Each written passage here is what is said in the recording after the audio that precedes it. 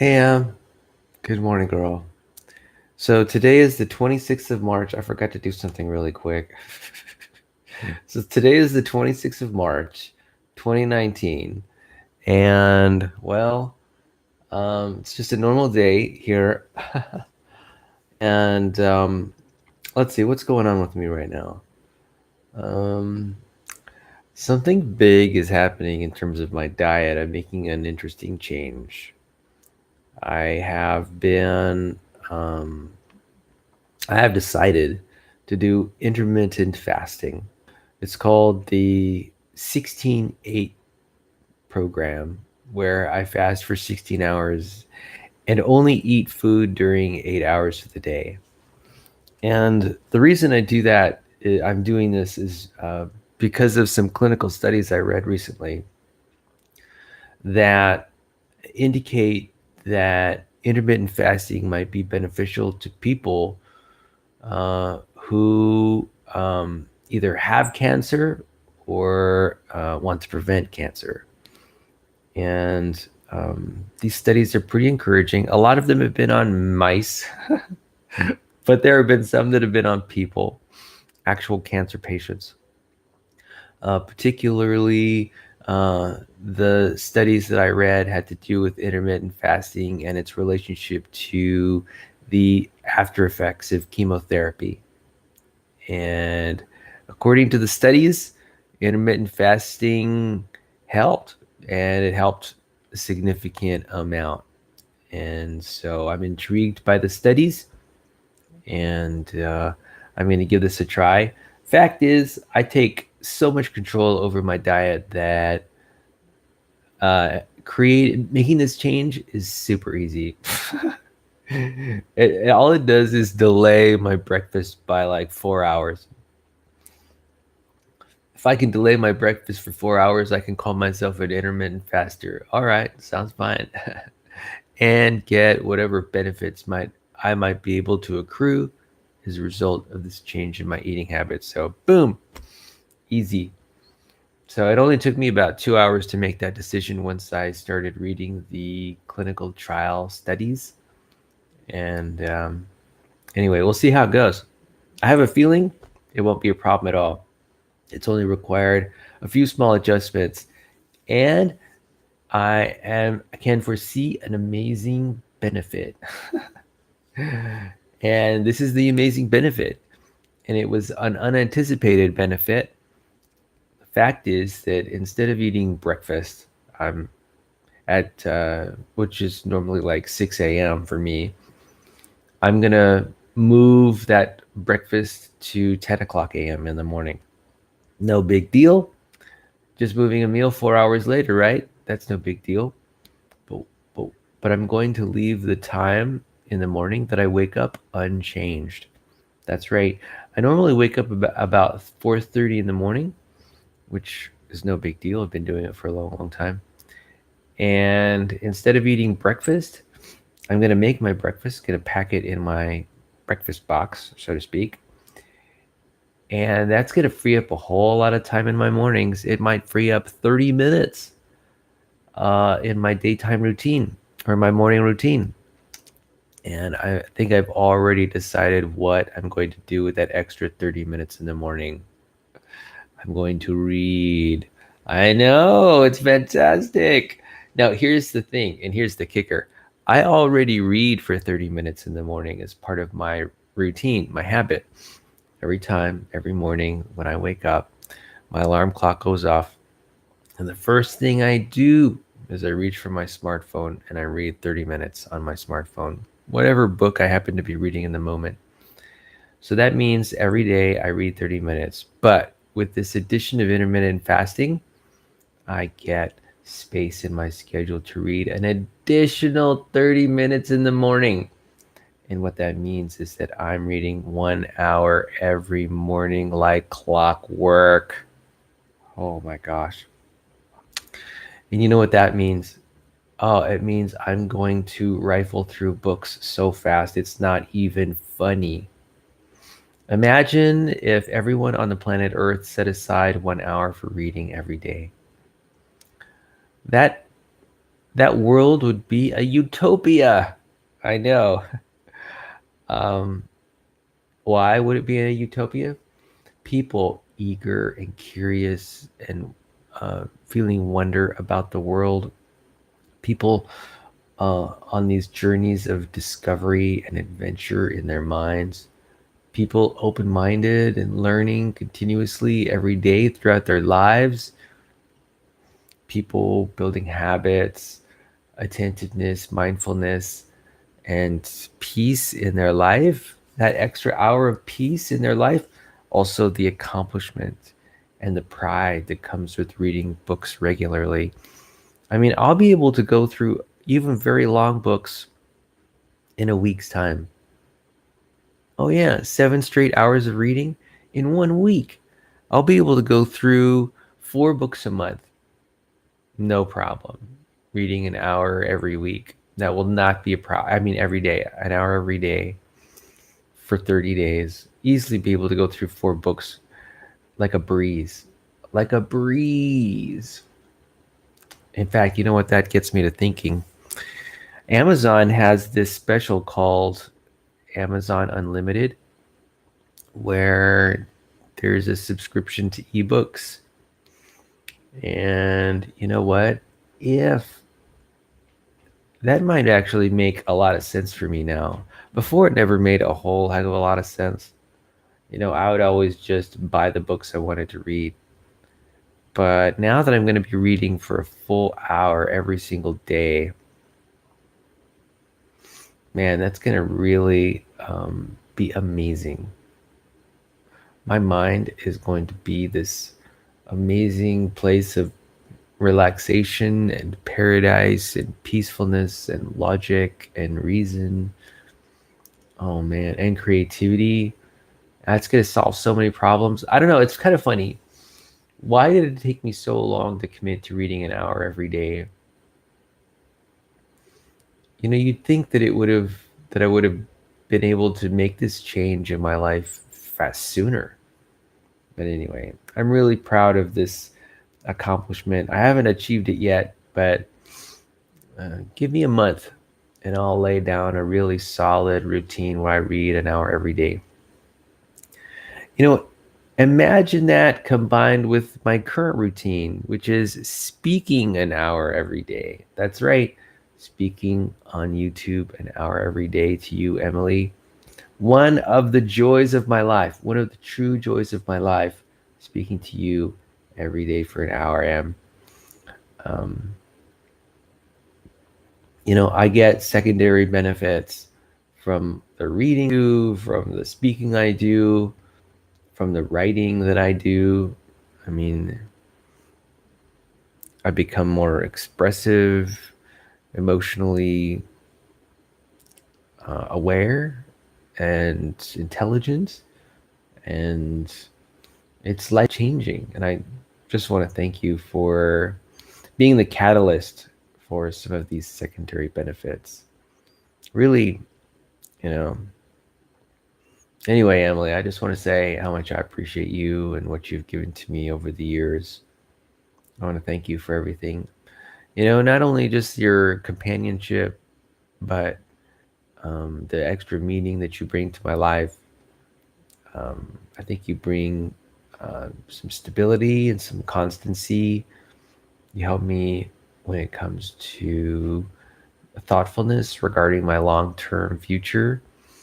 And, I take my responsibilities as your father seriously. And I'm continuously working strategies and plans to help me serve as a good example to you, and just coming up with ways continuously to enhance our relationship and to build it and to support it. Um, it's just one of the sources of pride in my life that, I'm able to, spend time with you and, be a part of your life, that you're willing to be a part of mine. You know, it is one of the great sources of pride in my life. All right, so golly, That's what's really going on. That's the big deal today. I took my midterm exam in my welding class last night. I'm pretty certain I got an A on my midterm. You know, it's kind of funny. I dominate the dojo when uh, in my welding 106 class. I'm using a catchphrase by Kramer, Cosmo Kramer in the Seinfeld series. It refers to when Cosmo Kramer, when I say dominate the dojo, that phrase refers to Cosmo Kramer when he started taking karate lessons. But he took karate lessons with the karate cat class filled with other children. That's what made it so funny. Kramer was an adult, a super tall, big adult, and he was dominating the dojo, which meant that he was fighting these little kids in his karate class and winning. And that's basically the way I feel in my college classes. Well, actually not in all my college classes. Some classes students are quite formidable, but this class, no trouble. Um, in a way, it's a tragedy for young kids to be in college, taking class part-time and full-time and show up unprepared for a midterm exam, right? I compare myself to them. I studied for days for this exam and, you know, good 3, 4 days for this exam. I didn't spend a lot of time studying. I did do a little studying, but I was 100% prepared for the exam. And I showed up with my Scantron sheet and my pencil, and I was ready to go. I had done my review of the questions and answers, and that test was completed in record time. And I checked my answers, and I'm certain I got an A on the exam. Other students, not so fortunate, not so lucky. I noticed some didn't bring their Scantron sheets. Some didn't bring a pencil to the midterm exam. Some did not study. In fact, I would say the majority did not study. And um, there were at least 2 kids that made it apparent that they didn't even know a midterm exam was happening today. So what's this all about? What? It's definitely a different time. The low energy effort that some people put toward their education to me is odd. It's just odd. Don't quite get it. Don't get it. Especially when it comes to a subject that's as interesting as welding. I don't know. There are a lot of other let me tell you, there are a lot of other subjects out there that are not as interesting. Partial differential equations. Actually, partial differential equations is arguably more interesting than welding. But you've got to be in a certain mindset to find that true. So, I don't get it. I don't get it, man. I don't get it. So let's see. So the title of this video is something about stitches. What is it? It was, how many times have you had stitches and what were the circumstances? Explain. Okay.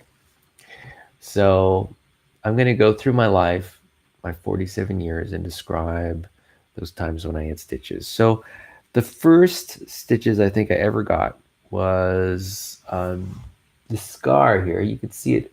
It's a U-shaped scar here on my cheek. These is a cut that I got, and there you can even see the stitch marks, I think, if you look close enough. So one day, apparently, as my parents told a story to me, I was, I guess, in the kitchen, or maybe I was at the table. I think I was at the kitchen.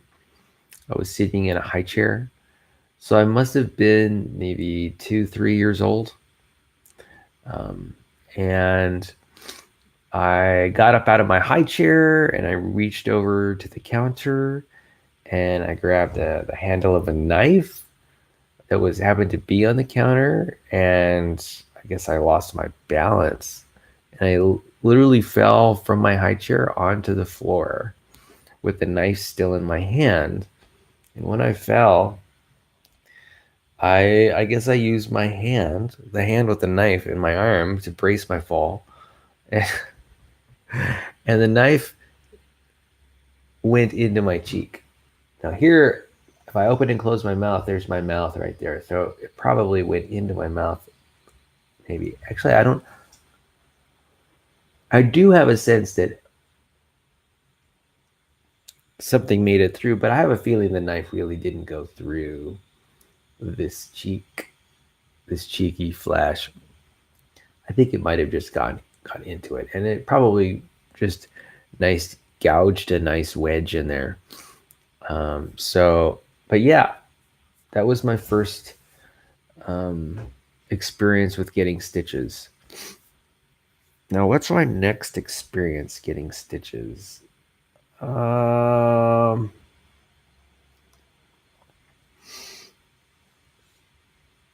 don't know.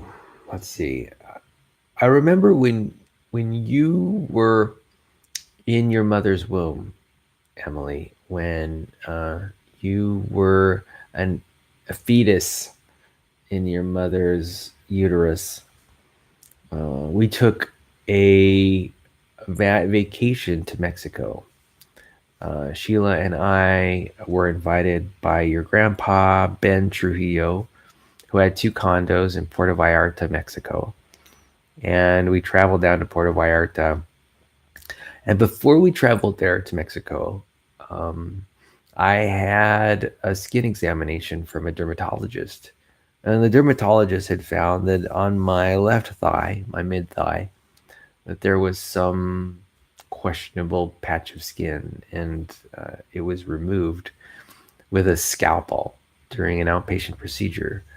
And the wedge of flesh that was removed was somewhat significant, and um, stitches were put in to bind my skin together so it could heal better. So I remember uh, having a.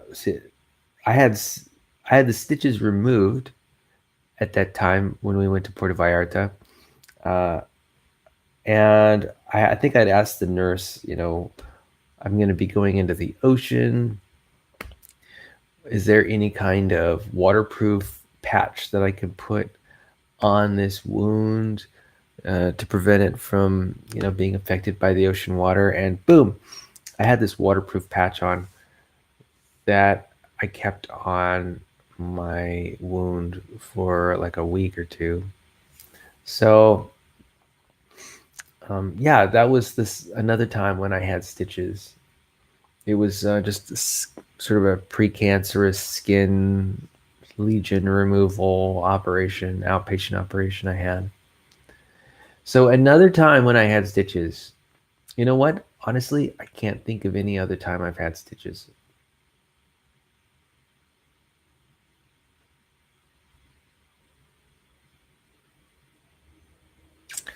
Well, I think oh yeah, I had some dissolving stitches. I had a few instances of dissolving stitches when I got my wisdom teeth taken out. So I had four wisdom teeth taken out. And Emily, I expect that when you're like in your last year of high school, you'll have your wisdom teeth taken out too. And I had my back two wisdom teeth on the bottom jaw and my back two wisdom teeth on the top jaw removed. And when these teeth were removed, they were essentially cut out of my jaw. I had stitches. Um, I still can remember it was actually pretty painful. It was kind of like the operation was fine because I was unconscious at the time. And they put me out to remove my wisdom teeth, And I don't know how the dentist got back in there to put the stitches in my gums. Um, but I know that sometime later, oh, the stitches began to fall out. Oh my gosh, that was pretty gross. So yeah, the stitches fell out, and I guess they were dissolving. And yeah, that was pretty painful. I mean, it wasn't on a scale from 1 to 10. The pain level was probably only like about a 3 or 4, but it was bothersome because, particularly when I would eat, um, it would be kind of a challenge. Anyway, I had my wisdom teeth taken out and I had some dissolving stitches. Any other times? Here's the thing, I don't get hurt very often. So that's basically my span of 47 years. So please, Pat. Let's see. What else? So those were the times when I had stitches and the experiences that accompanied them. Um, okay. Question number 317. What pets did you have growing up and what were their names? So I had a lot of pets growing up. And for example, I had fish growing up. I remember having fish at the home on Tarragon Drive in Albuquerque, New Mexico, that I lived in. Um, we had just a few fish in a small bowl, and it was literally just a bowl. It wasn't a fancy aquarium. We had hamsters. I remember having hamsters. My brother Enrico and I had hamsters when we lived in a trailer in Taos, New Mexico, in Cañon, on that parcel of 7 acres that my dad owned. Um, we definitely had uh, um, hamsters. And then we also had a turtle. During that time, we had a turtle for a short time. I don't know if that lasted a long time, but yeah, we had a turtle for a while. And of course, we had dogs growing up, lots of dogs. Before my mom and dad met, in fact, I think my dad owned some kind of dog with curly hair, like some kind of herding animal. I forget what. Um, but after my mom and dad got married and we came along, I was the firstborn. We had a number of dogs, a lot of different kinds of dogs. I particularly remember a Doberman Pinscher named Lady, who I spent a lot of time with as I was growing up. Lady eventually had a lot of puppies. She probably had like 8, 9, 10, 11 puppies. She got pregnant, and I remember that those puppies were born underneath the the steps of our trailer. You know, our trailer, when you approach the front door, there was like a deck, and the deck was made of wood. And Lady, our dog, gave birth underneath the trailer. I mean, underneath the trailer, underneath the deck. Those those stairs in front of our door. Um, and yeah, I remember giving away those puppies at like the local Smith's supermarket at the entrance or exit to that supermarket. We had a sign, free puppies or something like that. That was actually something pretty common back then. That was just how people traded in animals, you know, we just had like 10 puppies to give away and we did. You know, we weren't today people are a lot more humane and smart and intelligent when it comes to, or at least a little bit more humane and smart and intelligent when it comes to dealing with animals. But that's just what we did back then. And I had a number of dogs growing up, a German Shepherd, another German Shepherd named Lady. I think there was at least like 2 German Shepherds. And let's see. So I had a number of pets growing up. So I talked about fish and hamsters and turtles um, and dogs, and we had birds for a short time. I think my mom got some birds. I seem to remember us having birds for a short time. Yeah, I think I think they were primarily my mom's. That was a long time ago. I mean, a long time ago. I'm really having to dig into my childhood memories to discover that memory. Yeah, but I think those are pretty much. How many pets did we have? How many pet dogs did we have? We had a number of dogs. Um, we had a string of dogs, one after the other after the other. One of our dogs, I think, also named Lady. I think all of our dogs were named Lady for some reason. I don't quite understand why that was. Maybe I think that might have been a running joke for my family. One of our dogs, though, ran away during the fireworks during the 4th of July. I know that was so sad. We were living in Albuquerque at the time on this house in the Northeast Heights. And this is before the Northeast Heights was ever developed. My dad built a house up there, a nice 2-story house. And we had like a German Shepherd dog, and the dog ran away. He just left. So that's a tragedy. Um, Interestingly, that house is the source of a few other stories. Like there was one time when lightning struck just behind the house, um, and I happened to be in that house. Uh, the lightning did not strike the house. It did strike probably about a half mile away. Maybe it was a quarter mile away. It might have been a quarter of a mile away. It was close, and it was quite a boom.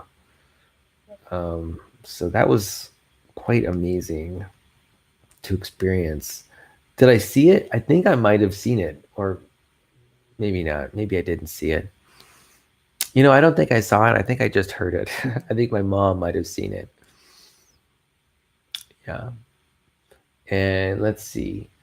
There was also another thing that happened in that house um, in the Northeast Heights. I was coming home from the grocery store with my parents, and I was carrying a paper bag of groceries. And I opened up the back sliding glass door, and um, I think I brought in the groceries. Um, and then what happened was I closed the sliding glass door behind me, and then I went. I was walking to the sliding glass door again to go get the next batch of groceries in the car. When when I opened the sliding glass door, in uh, slithered in a rattlesnake, a baby rattlesnake, and the rattlesnake went straight through my legs as I opened the sliding glass door and went into the living room, and the rattlesnake slid across the carpet and in behind a painting that was leaning up against a wall. Of course, I totally freaked out, and I ran outside the house. And my dad was there, and it's pretty funny. He took a 2x4 that happened to be lying outside the house. The thing is, he was a general contractor, a builder, and so he took a 2x4 and he opened the door, and with the 2x4 from a distance of 10 feet or whatever, he ended up squishing the head of the rattlesnake, saving the family. Uh, and that was neat. We got to examine the dead snake after he had killed it. That was quite an experience. That was quite a jolt. You know, I For me, when it comes to snakes, I've always been really cautious around them. I don't, for me, my alarm bells go off when I see a snake. I don't care for the way snakes appear. I don't sort of like the way they move. They kind of spook me. They spook me a little bit. Now I can overcome that spookiness. I've had boa constrictors around my neck on at least two occasions. And when I was a kid, I used to capture gopher snakes in the marshes nearby in Taos, New Mexico. When I was a kid, I'd catch not only gopher snakes, but I'd also catch salamanders. I would also catch toads like horny toads and frogs. I know I had an amazing youth. I had a fantastic youth, a youthful time. So yeah, I would catch all kinds of animals. I'd catch grasshoppers and I'd play with ants all the time. And so anyway, snakes have never been an animal that I particularly was thrilled about having around me. And so I'm not afraid of snakes. I'm not unduly afraid of snakes. I can approach a snake, be around a snake. It's no big deal. But I sort of have to collect myself a little bit and approach the snake. It only comes with thoughtfulness and care. Yeah. I'm I'm not one to just sort of hurl myself at a snake and think they're so adorable. I don't think that snakes are particularly adorable. I think my reactions to snakes probably are like an inborn trait. I have a feeling that even snake-like things startle me a little bit sometimes when they're in the grass or they're beside the trail in the mountains that I'm walking along. Um, if I see like a snake-like rustle in the grass, I will be taken aback a little bit and startled and pay more attention to that spot. Why that is, I don't know. I think it's just a human defense mechanism that's been useful to human beings for the last 200,000 years. And, it's kind of interesting to notice. So that's snakes. Now, I've never had a snake as a pet. I have no desire to have a snake or any reptile as a pet, though I've had friends who've had snakes and reptiles as pets. I've also have had no desire to have birds as a pet. My mom had birds as a pet for a short time. I was just not thrilled by them. Birds, here's the thing about birds. They're a little bit loud. They make noise. And um, they also make quite a mess. Their bird cages get, awful messy, and it's definitely something you got to clean up on a regular basis. Yeah. Now these days, when it comes to owning pets, I I think first of all, a lot of society has changed. The human animal relationship has changed a lot over the last 20 or 30 years that I've been alive anyway. I know that people take pet care a lot more seriously today than they did 30 years ago. In fact, the kind of care that people give pets today is completely unheard of. Would have been unheard of 30 years ago. Um, at least the way I grew up in the society and the subculture that I grew up in. Today, people bring in their pets for cancer screening, and they get pets get MRIs and X-rays, and pets take antibiotics, and it never used to be that way. Um,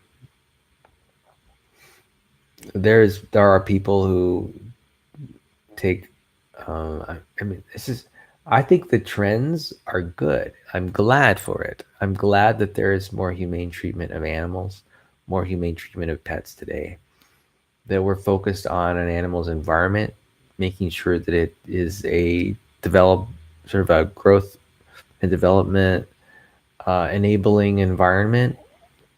And I think that's really important and essential. In fact, I have kind of gotten caught up into it yet as well. I'm also I've over the years I've become an advocate of animal rights and philosophically. And in fact, I don't participate in sports that I might have participated when I was a youth relating to animals. For example, I remember going fishing and hunting deer with my father and things like that. And today I don't think I could do either of those. I don't think I could fish. I certainly could not hunt birds or deer or any kind of animal because of my care for every random animal's well-being. In fact, even things like houseflies and beetles and ants, I try to deal with them in the most humane way that I possibly can. I frequently free insects that have been sort of captured inadvertently in my car when I open the window. I will seek out bugs and do my best to free them, to set them onto the side of the road. When I have bugs in my home, I do what I can to, particularly spiders. I don't kill spiders. I scoop them up and then I put them outside. And I don't just put them outside like on the sidewalk. I put them outside in a habitat where they might thrive. I'll stick them in a corner or put them in a patch of grass or something. Now, sometimes because I'm not that coordinated, I do inadvertently kill the animals I try to rescue by accident. Now, these animals probably would have died anyway. The fact is, there's just no food in my home. Like of all the spider webs that have ever occurred or been built in my home, I can imagine that pretty much zero of them have been useful to the spiders that have created the spider webs. So yeah, I am focused on the welfare of animals, and even though it's kind of interesting, I try to eat vegan. I do call myself a vegan. There are times when I struggle with my veganism and I eat egg whites or things like that. I'm not a totally strict vegan. For example, I will eat honey, and there's some aspects of veganism that I just haven't really explored. Like I hear that like white sugar is partially made from bone char, and I don't know about that claim, man. That claim just seems so untrue. It just seems so untrue to me. Like, what kind of sugar are these people eating? Is it imported from China or something? I don't think. I don't know. I'll have to do some research and find out what this bone char sugar thing has to do with anything. So anyway, um, so as a vegan, I'm around people who are advocates for animal welfare, and that's wonderful, and I appreciate that. Though it turns out that personally, my reasons for my vegan diet have more to do with just maintaining and sustaining my health. Now, I'm glad that there are these secondary benefits, that animal welfare is improved as a result, that even climate change, global warming, my carbon footprint is reduced on account of my like eating lifestyle. But it really isn't. That isn't a prime motivator. It's fantastic that that's the case, but my focus is on my own health and maintaining it. And I'm glad it has these secondary benefits. And these secondary benefits too have also sort of influenced me. I mean, I now look out for animals as best that I can. I'm not around them a lot. I don't have any pets. I don't plan to have any pets. One thing that has bugged me in the past about pets, though, is you know I wonder how humane it is even to own a pet. And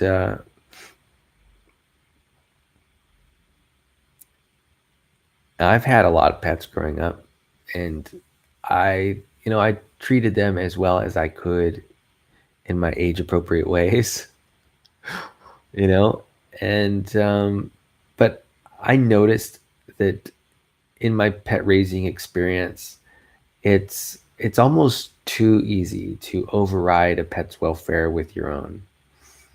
And I fear that a lot of people who own pets do this inadvertently, where they will override their pet's welfare in exchange for their own welfare. And I think the trade is not that beneficial for the pet much of the time. And, I know it's subtle, and I know a lot of people love their pets, they love their animals, but there's just a part of me that thinks that it's wrong to own pets. Um, just the idea, just even the words, owning pet, owning a pet. It just seems so, I don't know, so inhumane. It's like owning a person, or I don't know. It just seems so inhumane. Just the thought of it bothers me. So I tend not to criticize other people who are pet owners, and because you have to realize, you have to take into consideration the human beings. We've been on this planet for a good 200,000 years, and a good part of that 200,000 years we've had pets. I mean, dogs didn't arise at random in any random time or place and for any random reason. Dogs dogs are dogs because they've been pets to mankind for tens of thousands of years. You know, domesticated animals are domesticated animals because there's been a symbiotic relationship between pets and, say, cattle for a long, long time. You know, tens of thousands of years. And so, I'm not. I mean, I honor that relationship, but I also think that there's something really weird about it. Something actually rather questionable about it. And so anyway, I think it might have to do with consent. Can animals really consent to relationships like that? You know, maybe they can't. I mean, birds in cages. I mean, that metaphorically, just from a metaphorical perspective, sounds like a pretty, you know, it sounds questionable. That's all I'm saying. So I don't turn a blind eye to that. But, you know, anyway, that's been on my mind lately, I guess. So let me talk a little bit about this coming week. I'm excited about this weekend in particular. First of all, I've got this Friday off, which is wonderful. And I'm going to go to a communication conference this weekend. It's the NVC Compassionate Communication Conference hosted by the Santa Barbara Community College in Santa Barbara. And I'm really looking forward to that. That's going to be 2 days of wonderful experiences, maybe some not so wonderful experiences, but to me, it'll be most 100% wonderful experiences. I'll be able to visit with friends that I've made over the years in the NVC space. And I'm really looking forward to getting together with these people who are focused on compassion and kindness and gentleness, and who are interested in developing their communication skills as it relates to education and negotiation and mediation. These are people who are focused on friendships and relationships, and I don't know, relating with one another. These, in fact, a lot of these people are just experts in communication, and I love being around these people. And so I'm really, really pleased, really happy to look forward to this time that I can spend with this group of people, this group of friends. And I'm really looking forward to it. And I'm excited to visit old friends and make new friends. And it's going to be a glorious time. I think, is this the third or fourth time? I think it might be the fourth time that I've been to an NVC conference. So pleased I found this outlet of heart-centered people, and essentially, my tribe of folks. I'll be definitely happy to meet up with them and have conversations with them. Definitely looking forward to it. So that's going to be a good time. I'm going to do that all weekend long, which, now that I think about it,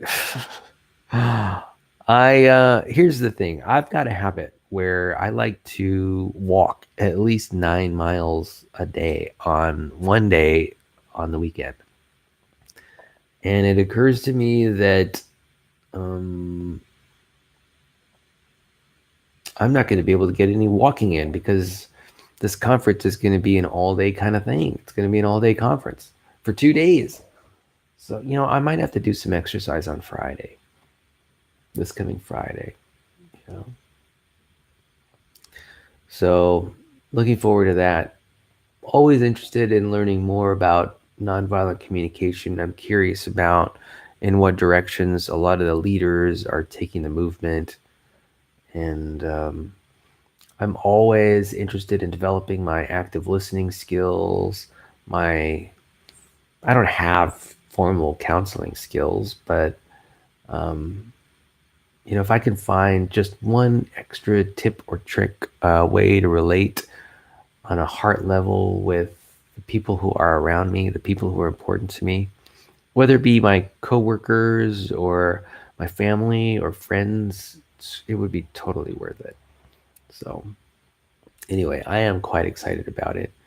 And over the years, um, I've been a part of two NBC like book clubs or gatherings where we get together and we talk about NVC related topics, about emotional expression and needs and desires and wants, and how to get them fulfilled through negotiation, and um, how to make requests in ways that are suitable to the relationship, and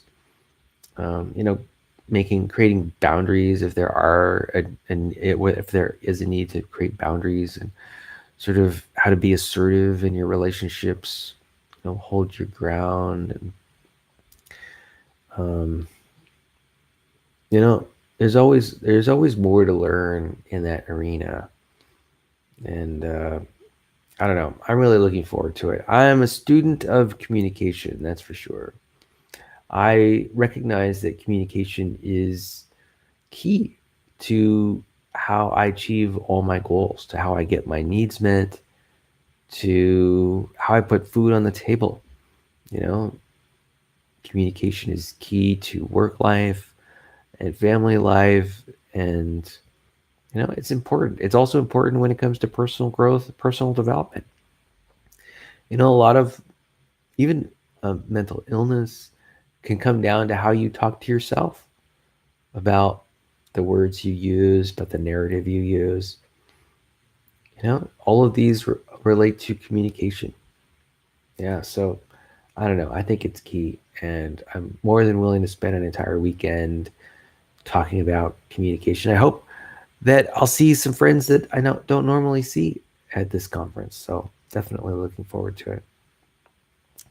Another thing I'm looking forward to this coming May is the STEM Expo, the science fair that I'll be supporting this year as well. I'm going to be volunteering, like I always do, with the science fair at the local high school science fair. Going to be giving in my 2 cents worth of effort related to judging science projects of all the various kids, and that's something that brings joy to my heart. I love to see kids who are curious, are basically thrilled about science. I myself am an advocate and a practicer of science and engineering, and it's been a big part of my life, a big boon to my life. It's really been quite wonderful, and I'm really more than happy to encourage and support other young people who are interested in carving out a future in science for themselves. Yeah, or even if it's not a strong future, even if it's just a small foray into the scientific method and understanding what that's about, I'm more than happy to support that. And so definitely glad to participate. So yeah, there's the science fair coming up in early May. Oh my gosh, that's really soon. There's so much to do between now and May. I know. In fact, this Friday I could actually, there's some promotional work that I probably need to get on relating to that and get that on the books somehow. So anyway, thankfully it's a rather easy event to promote. And I've done it a few times in the past, so it's not too much of a problem. Let's see what else is going on with me these days. I don't know. That pretty much sums it up. I've got this intermittent fasting thing going on. I've got the nonviolent communication conference coming up. Got the science fair coming up. Um, I'm excited that it's finally getting a little bit warmer around here, Em. And by the way, I have an interest in going to a water park probably in May, like Hurricane Harbor. And I just wanted to let you know about that and invite you to come along with me if you wish. Um, I'm going to be spending a lot of time in the water this summer. At least that's my goal. And oh, by the way, I've got some big news. The dolphin kick, I swim a kilometer every day. I mean, every week in the pool. And I do it every week. And I'm continuously getting better as a swimmer. And one thing that I've been working on lately is the dolphin kick. And I kind of had a breakthrough as it relates to the dolphin kick. I kind of figured it out a little bit. I was really struggling with the dolphin kick for, I don't know, a good year and a half. And finally, I think I'm making some headway on the question. And I'm kicking like a dolphin, man. Now, I'm not kicking that well. I do it every once in a while. I still struggle.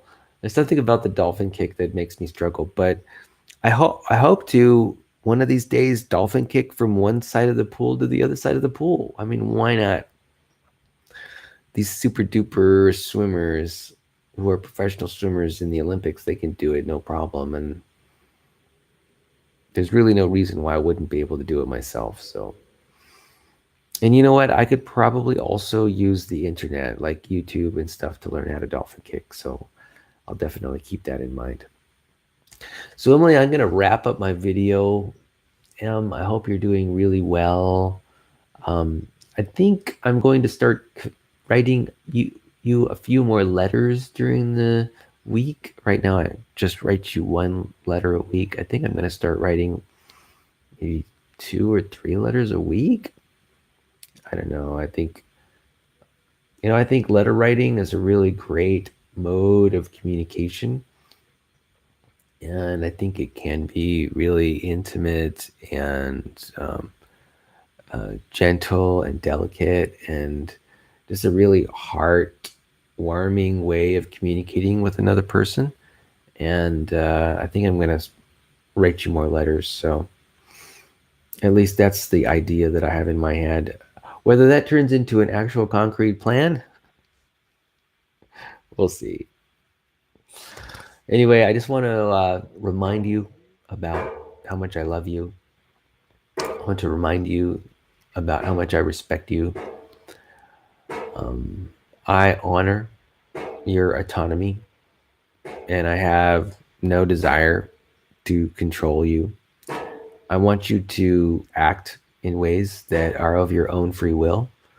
I want to empower you. I want I want I want you to be in the driver's seat. I want you to know and experience what that's like. Um, I know when a person is in the driver's seat, they feel more confident. They feel more in control of their lives, and it's a good feeling, right? And I'm willing to give you the space to feel that and to feel what it's like to feel empowered in a relationship. So it's so infrequent that people feel empowered in their relationships that I want to offer that gift to you to feel empowered in our relationship. And I want you to feel secure and powerful. And so, anyway, um, I'm happy. I want to let you know that I'm happy and I'm doing well. I'm healthy and strong, and I work out 5 days a week. you know, I'm um, I'm doing really well. You know, I'm doing really well. I'm focused, stable, mature, competent.